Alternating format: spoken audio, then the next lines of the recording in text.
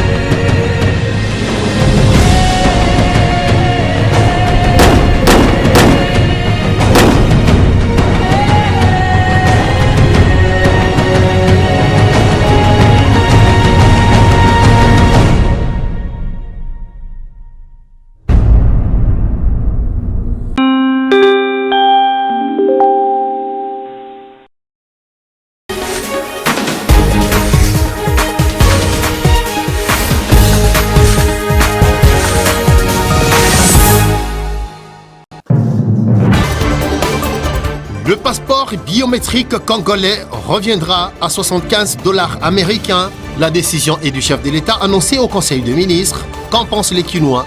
Beaucoup sont sceptiques quant à l'effectivité de ce prix. Les Quinois qui estiment que la plupart des décisions souffrent de manque de suivi. Vous les écouterez dans ce journal.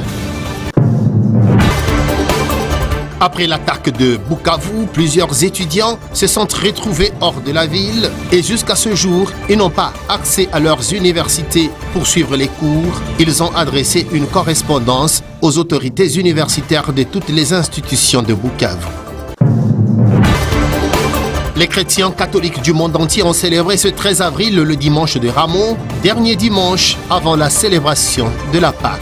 Le pape François a invité les fidèles à porter leur croix, non autour du cou, mais dans les cœurs.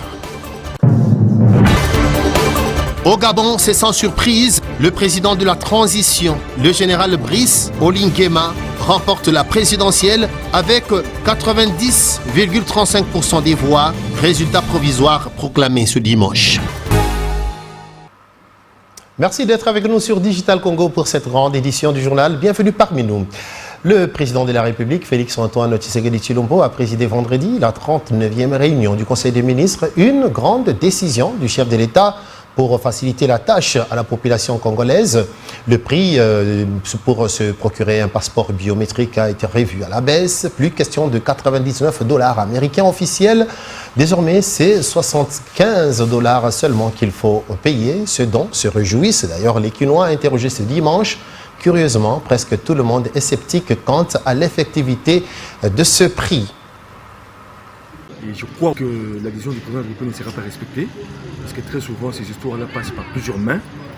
Et les habitudes congolaises veulent que les locaux, les 50 $, la voie normale et que bimana yangote, bah qu'on retarder yango bah bouler salima, parce que bon on va retrouver un terrain yangote, bah qu'on va mener yango bah qu'on va 150 $.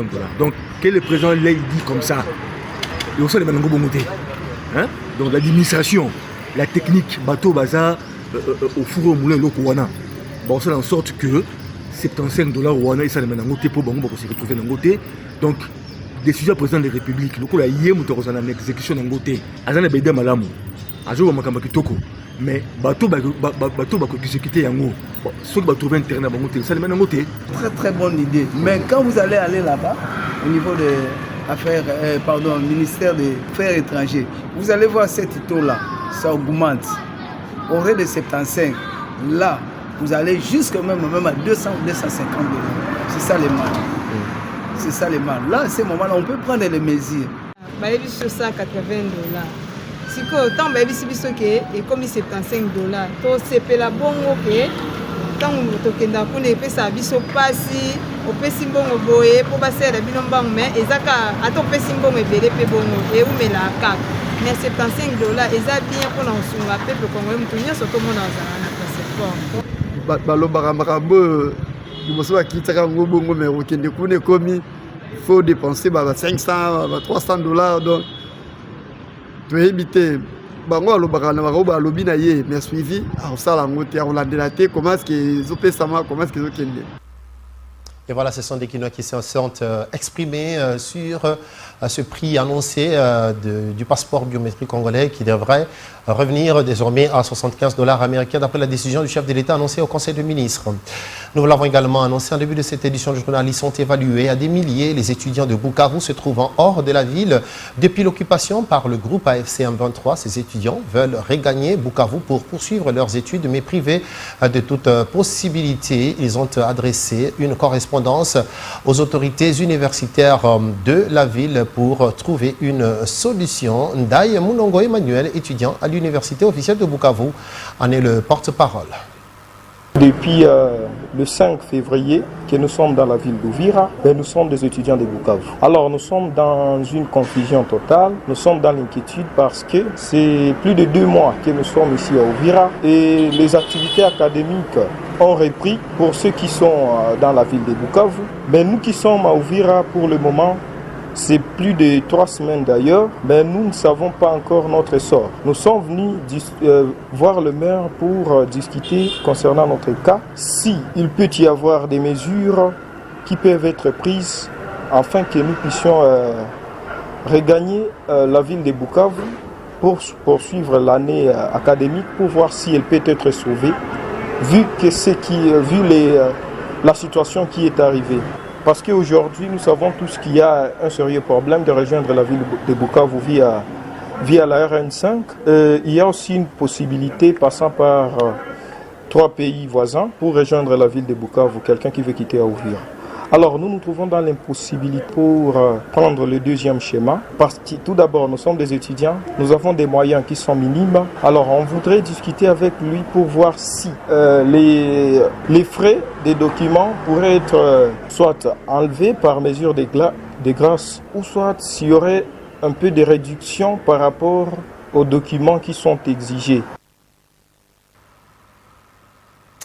La journée internationale des enfants en situation des rues est commémorée chaque 12 avril et en marge de cette commémoration, la rédaction de Digital Congo s'est intéressée à certains cas de réinsertion sociale réussie. Le cas de Boni Kaninda, un jeune homme qui a repris une vie normale grâce à une structure qui encadre des enfants vulnérables dénommée Eva Pev. C'est un reportage de Gad Moukiako. Abandonné très tôt à la rue pour avoir été accusé de sorcellerie alors qu'il était très malade, Boni Kaninda avait perdu tout espoir de retrouver une vie normale. Aujourd'hui, c'est chose faite, bien que loin de sa famille biologique, grâce à l'ONG Évangile Actif auprès de personnes vulnérables, Eva Pev.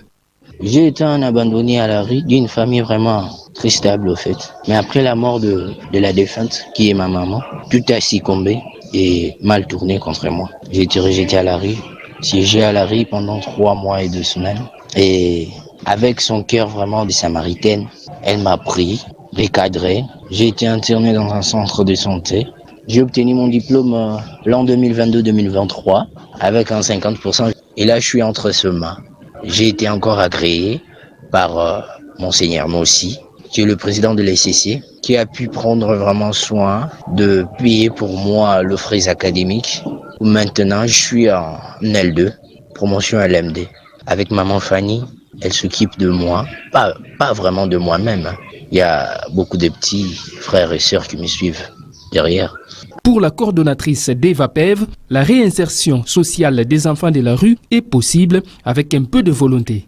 Actuellement, nous projetons même d'accompagner les enfants qui sont nés dans les prisons avec Cofempri, care pour les femmes en prison, parce qu'il y en a aussi qui mettent les enfants au monde, qui vivent dans la prison. Ces enfants grandissent, ils connaissent que la prison comme maison. Une fois sortis de la prison, ces enfants souhaitent aussi aller dans la rue, qui est retourner en famille près de membres de la famille de leurs parents, parce qu'ils ont été tellement ancrés dans leur tête que la prison est la meilleure place, c'est là leur famille. En parlant de ma structure, nous disons que la plus grande difficulté, c'est la scolarisation, l'alimentation, le social, les soins médicaux. Environ 120 millions d'enfants vivent dans la rue à travers le monde, privés de leurs droits fondamentaux et exposés à de multiples dangers. La RDC n'est pas épargnée par ces phénomènes, favorisant le banditisme urbain.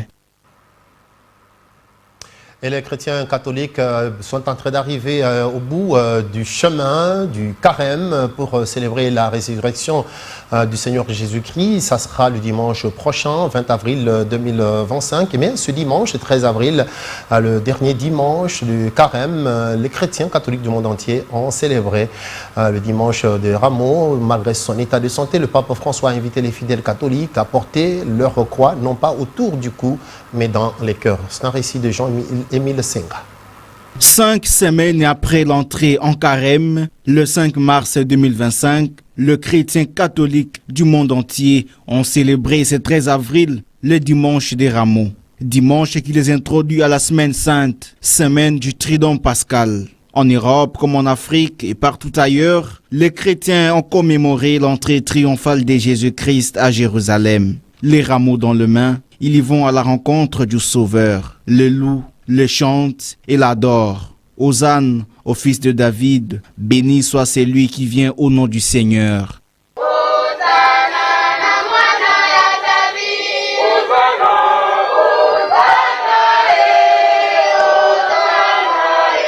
Porter la croix, non pas autour du cou, mais dans les cœurs. Tel est le message phare du pape François aux fidèles pour cette semaine précédant Pâques et la dernière partie du carême. Cette semaine, plaçant les chrétiens catholiques devant le mystère de la mort et de la résurrection du Christ. Et en dehors de la République démocratique du Congo, au Gabon, le verdict de la présidentielle a été prononcé. Le président, le général Brice Clotaire Oligui Nguema, a été élu avec 90,35% des voix. C'est d'après les résultats globaux, mais provisoires, qui ont été annoncés ce dimanche. Le vainqueur est le chef de la transition militaire et qui dirige le Gabon depuis le renversement d'Ali Bongo le 30 août 2023. Attendu depuis la soirée du samedi 12 avril, les résultats de l'élection présidentielle gabonaise sont finalement connus. Brice Clotaire Oligui Nguema, tombeur de la dynastie Bongo, l'emporte avec 90,35% contre les 7 autres candidats, selon les premiers résultats partiels diffusés par des médias officiels.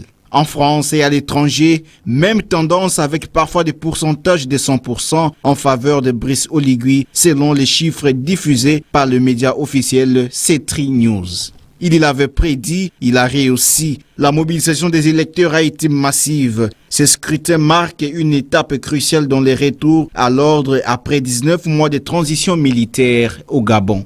Avec ces résultats, son principal concurrent et ancien Premier ministre, Alain-Claude Billy, a dénoncé des facteurs potentiels de fraude, mais s'est dit serein. Ce dernier n'a obtenu que 3,02% de voix pour ce scrutin. Les 6 autres candidats ne passent pas les 1%. Le Gabon se trace un nouveau chemin 55 ans après le règne de Bongo. Nouveau contrat démocratique, diversification économique, lutte contre le chômage des jeunes, maîtrise de la dette. Voici les grands défis auxquels répondra le futur et définitif président à l'issue du scrutin présidentiel.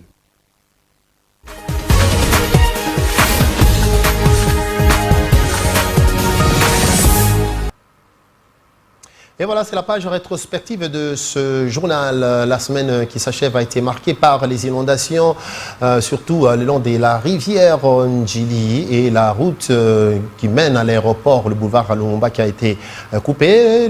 Plusieurs sinistrés, comptés à plusieurs milliers. Les maisons qui ont été englouties. Le chef de l'État, Félix-Antoine Tshisekedi Tshilombo, a rendu visite lundi 7 avril aux victimes des inondations logées au stade Tata Raphaël et à l'hôpital Vijana de Lingwala. Une visite de réconfort et de solidarité du chef de l'État qui était accompagné de quelques membres du gouvernement. Et c'est Jean-Émile Senga qui nous avait proposé ce reportage lundi. Quelques jours après les inondations causées par les pluies diluviennes qui se sont abattues à Kinshasa dans la soirée du vendredi 4 jusqu'au samedi 5 avril dans l'avant-midi, le chef de l'État Félix Tshisekedi a fait ce lundi 7 avril le tour des endroits où sont logés les sinistrés. Cette visite intervient après autant de cris d'alarme de la population. Le président de la République a commencé sa visite dans la salle Omnisport du stade Tata Raphaël où sont logées ses victimes. Après, il s'est dirigé vers l'hôpital Vijana Mangana, dans la commune de Lingwala, où sont internés d'autres sinistres blessés. Félix Tshisekedi a effectué cette visite aux côtés de Denise Nyakeru, du ministre des Communications et Médias Patrick Mouyaya, du ministre de l'Intérieur Jacquemin Chabani, du ministre des Finances Doudou Fouamba et du gouverneur de la ville de Kinshasa Daniel Bumba. À l'écoute de familles et patients, le gouvernement congolais a rassuré tout son soutien aux sinistrés et a apporté les réponses aux préoccupations de ses compatriotes. Mais vendredi dernier, 11 avril 2025, il a encore plu fortement. Pluie à Kinshasa qui n'a pas manqué d'engendrer de nouveaux dégâts. Oui, il y a eu des inondations un peu partout. À plusieurs avenues de la commune de la Gombe sous les eaux et des embouteillages monstres. Après les inondations du week-end dernier, les Kinois avaient les yeux tournés vers le ciel. La peur d'une nouvelle averse hantait plus d'un. Et c'est chose faite ce vendredi 11 avril 2025. Une forte pluie s'abat sur la capitale. La commune de la Gombe, sous les eaux. Le cas ici, au croisement du commerce et Flambeau. Impossible de passer pour les véhicules. Même les mototaxis sont obligés de rebrousser chemin. Ce mototaximan a tenté à ses risques et périls. Nous payons les taxes. Rien ne s'est fait comme travail. Voilà, j'ai perdu ma moto.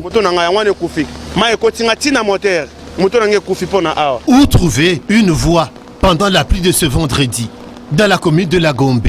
Même le boulevard du 30 juin est inondé. Devant l'Onatra, une rivière artificielle. Même les piétons ont du mal à se frayer un chemin.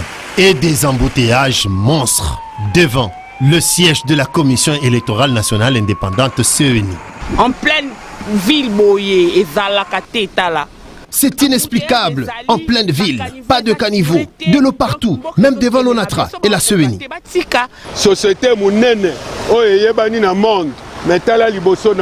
Partout, les avenues sont inondées et les autorités semblent insouciantes.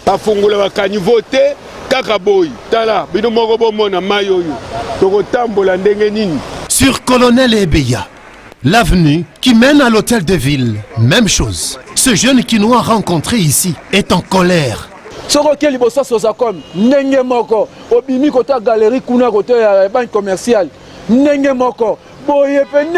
boye bakonzi bozo le bapel le côté bofani bozo mela ba champagne bofani na bino à l'aise après bozo la biso na après 5 ans to fote bino ya boye. Nous sommes en train vraiment de dire au gouverneur si rien ne va qu'il quitte. À Kien-Mazière, à Zando, grand marché de Kinshasa, de la boue partout. Sur l'avenue du commerce, c'est sans commentaire. C'est la commune miroir de Kinshasa, la commune de la Gombe, qui est ainsi fortement impactée par la pluie de ce vendredi 11 avril 2025.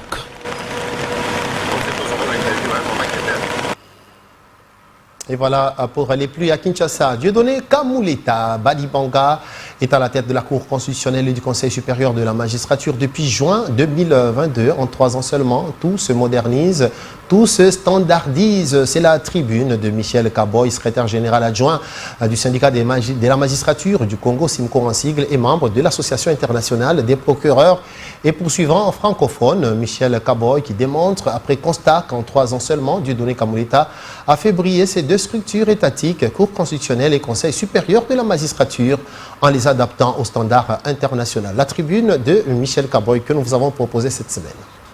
À la Cour constitutionnelle et au Conseil supérieur de la magistrature, tout se modernise, tout se standardise. C'est la tribune de Michel Kaboy, secrétaire général adjoint du syndicat de la magistrature du Congo, SIMCO en sigle, membre de l'Association internationale des procureurs et poursuivants francophones. Michel Kaboy constate que depuis juin 2022, lorsque Dieudonné Kamuleta Badibanga est arrivé à la tête de la Cour constitutionnelle et du Conseil supérieur de la magistrature, ces deux structures étatiques brillent. Dieudonné Kamuleta les adapte au standard international. En 3 ans seulement, du point de vue de la diplomatie judiciaire, Dieudonné Kamuleta a fait sortir la Cour constitutionnelle de son isolement. Dans tous les fronts, il a fait revenir son institution dans les grandes organisations internationales et redorer l'image de cette institution sur la scène internationale. Plusieurs missions et rencontres de haut niveau